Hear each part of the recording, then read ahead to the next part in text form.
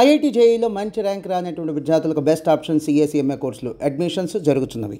Excuse me, smoke చేస్తూ driving చేయడం అపాయకరం. Sorry sir. స్మోక్ చేస్తూ వాకింగ్ చేయడం సురక్షితం.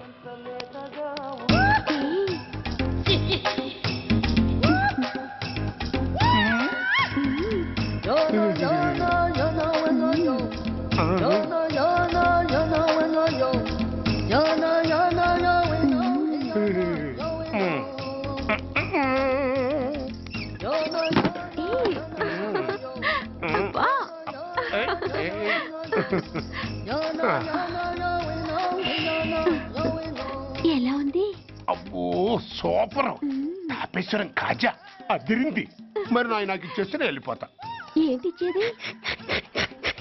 నా పంతనానికి పేమెంట్. ఏంటి అర్థం కాలేదా? ఆడాళ్ళలో నువ్వు ఎలాగో, మగాళ్ళలో నేను అలా అనమాట. దొంగ సచ్చినోడా, నాటకాలు ఆడుతున్నావా? మర్యాదగా నా డబ్బులు ఇచ్చే. ఓయ్ సీను మార్చద్దు. ఇప్పుడు నువ్వు నన్ను రమ్మన్నావా, నేను నిన్ను రమ్మన్నానా? నేనే రమ్మన్నాను. లోపలికి వచ్చి నేనేమన్నాను? ఎంత అన్నావు? నువ్వేమన్నావు? 100 అన్నాను. కదా, అంటే నా పర్సనాలిటీకి నువ్వు కట్టిన రేటు 100 అన్నమాట. అదే నేను అడిగాను. ఇచ్చేమ్మా. ఏంట్రా ఓవర్ చేస్తున్నావు? మర్యాదగా నా 100 నాకు ఇవ్వు, లేకపోతే నా లంగా బొందికి నేను ఊరేసి చంపేస్తాను. హెల్ప్ హెల్ప్, కష్టాన్ని పడితే చంపేస్తానంటుంది. ఈ అన్యాయాన్ని ఎదుర్కొన్న నాదుడే లేడా? అరవకు. ఏదో మొగుడికి తెలియకుండా వారానికి ఒకసారి ఇక్కడికి వచ్చి గుట్టుగా బిజినెస్ చేసుకుంటున్నాను. నీకు దండం పెడతాను, నన్ను అలర్పాలు చేయమాక. నువ్వేమి ఇవ్వక్కర్లేదు, వెళ్ళిపో. మంది హైటెక్ బ్రెయిన్. నీ పేరు గంట గంగారత్నం, మీ ఆయన పేరు గంట గురునాథం. ఆడు ఎలక్ట్రిసిటీ బోర్డులో పనిచేస్తున్నాడు. డోర్ నెంబర్ 14/14, లింకు రోడ్డు, ఫిట్టింగులు పేట, విజయవాడ 2. ఇది నీ అడ్రస్. నేను మంచోని గనక కమిట్ అయిన 100తో అడ్జస్ట్ అయిపోతున్నాను. ఆలస్యమైందనుకో అది డబుల్ అయిపోద్ది. ఇచ్చే నోటు చేతిలో పెట్టు. థ్యాంక్స్. దున్నపోతులా ఉన్నావు, ఆడదాన్ని ఉసురు పోసుకుంటున్నావు. ఎయిడ్స్ వచ్చి చస్తావు. Sorry, no chance. హెల్మెట్ లేకుండా నేను యుద్ధానికి వెళ్ళను. ఎత్ర నారీ వర్ధంతి తత్ర జీవనం సుఖాస్మనం. అంటే నాకేం తెలుసు? ఎప్పుడో విన్నాను, ఇప్పుడు అనాలనిపించింది అన్నాను. వస్తాను.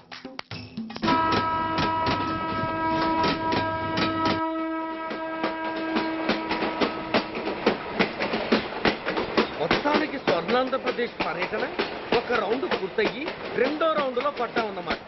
ఏంట్రా నీలో నువ్వే కొనుక్కుంటున్నావు? అబ్బే ఏం లేదు గురు, నువ్వు సర్వీస్ లో చేరిన తర్వాత నీ అండర్లో నేను హైదరాబాద్ నుండి బందర్లో పడి తిరిగిన జిల్లా తిరగకుండా తిరిగి తిరిగి తిరిగి తిరిగి హైదరాబాద్ చేరుకుంటున్నాం కదా, దాని గురించి. నవ్వుతావు ఎందుకు నవ్వు? చిన్నప్పుడు ఎవడో ఒక సన్నాసి నా చేయి చూసి లోక సంచారం అవుతావు అన్నాడు. దాంతో నేను ఏ విమానం పైలట్లో, షిప్ కెప్టెన్ అవుతాననుకున్నాను. కానీ ఇలా నీతో పాటు తిరుగుతూ రాష్ట్రమంతా సర్వే చేస్తాననుకోలేదు. ఏడ్చావులే. నిజంగానే ఏడ్చినట్టుంది. డ్రెస్ కిందకు 30 ఏళ్ళు వచ్చినా ఇంకా పెళ్లి కాలేదంటే తెలిసిన వాళ్ళందరూ నన్ను ఆట్ అయిపోయి అనుకుంటారు తెలుసా? అయితే ఓ మంచి అమ్మాయిని చూసి చేసుకోవచ్చుగా? చేసుకోవచ్చు, ఎందుకు చేసుకోకూడదు? కానీ అవకాశం ఏది? ఫస్ట్ బందర్ బస్ స్టాప్ లో అమ్మాయిని చూసి ముచ్చటపడి పేరు అడుగుదామనుకున్నా. అడిగే లోపల ఆదిలాబాద్ ట్రాన్స్ఫర్ చేశారు. అక్కడ ఇంకో సుందరి కనిపించింది, పేరు అడిగా.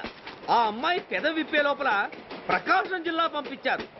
ఒంగోలులో ఇంకో అమ్మాయి కనిపించింది, పేరు చెప్పింది. ట్రాఫిక్ లో వినబడలా అనే లోపు విజయవాడ తన్నారు. ఇలా నిలకడ లేకుండా నీతో పాటు తిరుగుతూ ఉంటే లవ్ ఎక్కడా, మ్యారేజ్ ఎక్కడా? నా బొంద. అంత ఇబ్బందిగా ఉంటే నాతో పాటు ఎడవడం ఎందుకు? మంచి ఉద్యోగం ఇప్పిస్తాను, హాయిగా పెళ్లి చేసుకుని సెటిల్ అవ్వు అంటావు అంతేగా. జీవితాంతం ఒంటరిగా అయినా గడిపేస్తాను కానీ మీ ఫ్రెండ్షిప్ మాత్రం దూరం చేసుకుని ఏసీపీ గారు. ఇది కొంచెం ఓవర్ అయినట్టుంది. ఓవర్ అయిందా? అయితే ఆపేస్తాను. ఈ టికెట్ ఎవరిది బాబు? బాబు కాదు, పాప. ఈ టికెట్ తెలదు. ఏ నా టికెట్ ఏం తక్కువ? రేటు తక్కువ. ఇది సూపర్ ఫాస్ట్ ట్రైన్. నువ్వు ఎక్కాల్సింది మామూలు ట్రైన్. సికింద్రాబాద్ లో దిగి పీటీ కట్టించుకుని మీ ఊరెళ్ళు.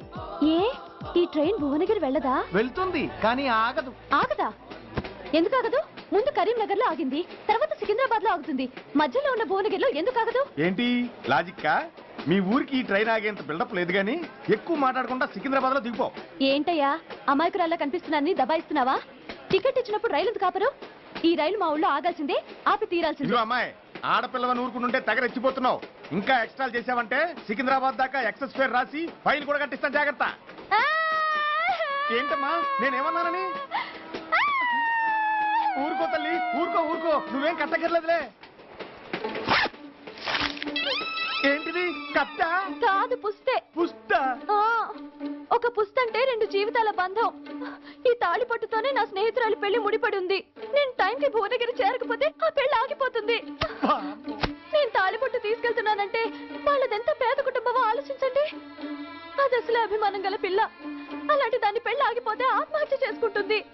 ఆ పాప మీకు నాకు చుట్టుకుంటుంది.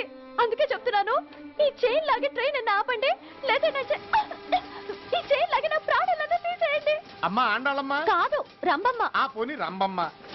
ఆ చైన్ లాగి నా ఉద్యోగం పోగొట్టుకునే దమ్ము నాకు లేదు గాని గార్డుతో మాట్లాడి మీ ఊళ్ళో ట్రైన్ స్లోగా వెళ్ళేలా చేస్తాను. రన్నింగ్ లో దిగలవా? స్టేషన్ వచ్చేసింది, జాగ్రత్తగా దిగమ్మా. దిగ్గానే నీ సామాన్లు కింద పడేస్తాం.